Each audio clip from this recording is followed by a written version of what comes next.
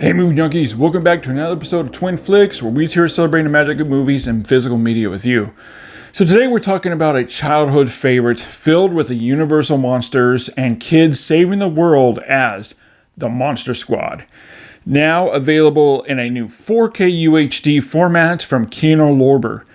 Now, Monster Squad already had a 20th anniversary release on DVD and Blu-ray a few years ago, and I believe another Blu-ray release as well.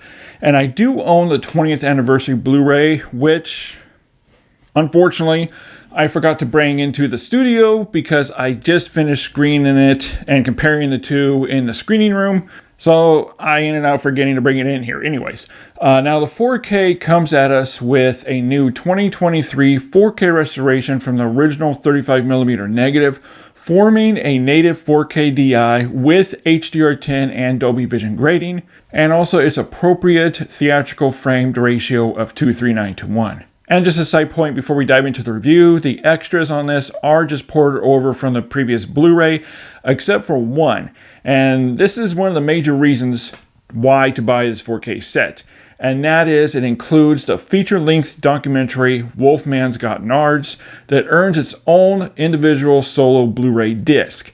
And this documentary is excellent as the cast and crew discusses the movie from conception to script, production, and its release, and the cultural impact it's had over the years, including interviews from fans.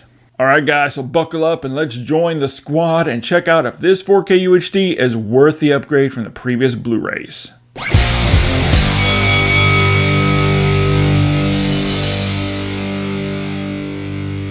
The Monster Squad, for honestly a lack of a better word, is a absolutely stunning 4K transfer right from the opening crawl, and the main titles now look clearly legible and sharply defined.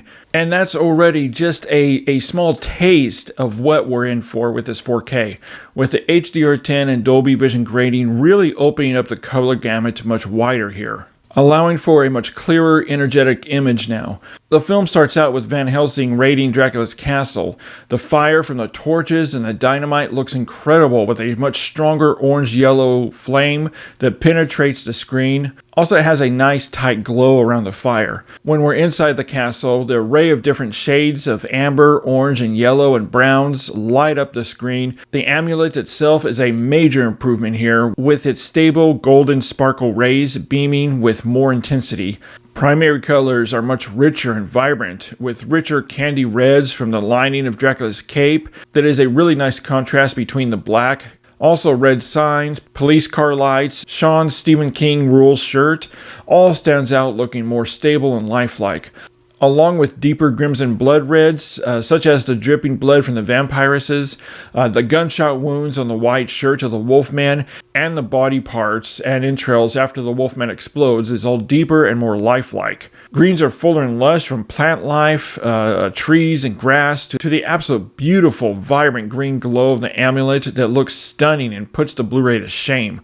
The green glow ignites and beams with intensity, along with shades of purple as it pulsates, and fills the area of the frame. Blues look cooler and more natural, such as the bluer skies and shirts, and also yellows ignite the screen, looking more energetic. A great reference point with this color reproduction is Explosions, that look significantly robust with stronger orange-yellow fire, and again a slight glow surrounding the fire. It just looks much more appropriate now. Saturation is increased, giving very nice warmth to the image, looking healthier and more lively without it looking artificially boosted or too hot. And a perfect reference point of this is the famous shot of the squad walking with Frankenstein's monster down the street at sunset. It now carries much more appropriate shades of orange and yellow, while on the Blu-ray it was very faded and not how the shot was supposed to look. Also, skin tones are warmer, giving a more natural tone to them, and contrast is dialed in just right, giving a little bit more natural brightness to the image that helps with the slightly darker look from the HDR grading and also the daylight scenes. The entire 80s filled color palette just leaps off the screen, filled with a wonderful amount of added color depth that's, again, just stunning. Highlights are also handled much better here on the 4K. From flashlights, neon signs, police car lights, headlights, and street lights. The 4K fixes all these areas looking more stable and natural now and not as hot. Now, a major plus with this 4K UHD is the black levels, where on the Blu-ray it really suffered in this department, where there was some very heavy crushing in areas, along with I noticed some slightly brightness in the blacks and also some heavy noise in the blacks depending on the scene. There was also plenty of murky shadows. It was pretty much a mess. Now with this 4K, the black levels are how they're supposed to look, with much better resolved, inky, truer blacks, with excellent, richer shadows, drawing out much more information that's incredibly stable. A nice reference point is with Rudy's black leather jacket and sunglasses with an excellent shade of deep black. But most importantly, the night scenes and darker lit scenes now look truer to life, giving the night scenes a more authentic natural night appearance. And darker scenes also now reveal extra levels of depth and detail and even some colors in the darkest corners of the frame that was lost on the Blu-ray, with no crush or noise or bright areas to be found anywhere.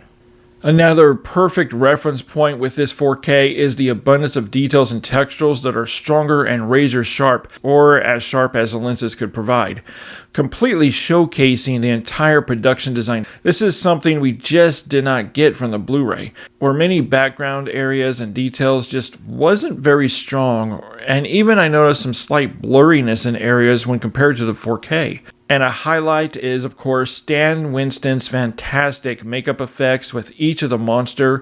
Close-ups reveal some excellent latex and rubber makeup effects work. We can clearly now see individual strands of fur and hairs of the Wolfman. The Gillman looks phenomenal. We can now make out all the gills, spots, its underbelly, and all the teeth. It's incredibly detailed with fantastic texture. And of course, with the mummy, we can see the bandages wrapped around the mummy with all the dust and decay as it should. We can also make out all the little dust particles and creases in the bandages. It all just looks extremely detailed in texture, showing off the excellent practical and makeup effects work from Stan Winston and his crew in full. Now, I do have to point out something here. You will notice that there are some softer shots throughout the film. However, keep in mind, this just comes down to being inherited from the type of lenses used and not at all a problem with the transfer. So if you hear other reviewers saying that this transfer looks really soft, just remember it's inherited from the original camera lenses. The Blu-ray also suffered from banding issues, edge enhancements, and some heavy noise.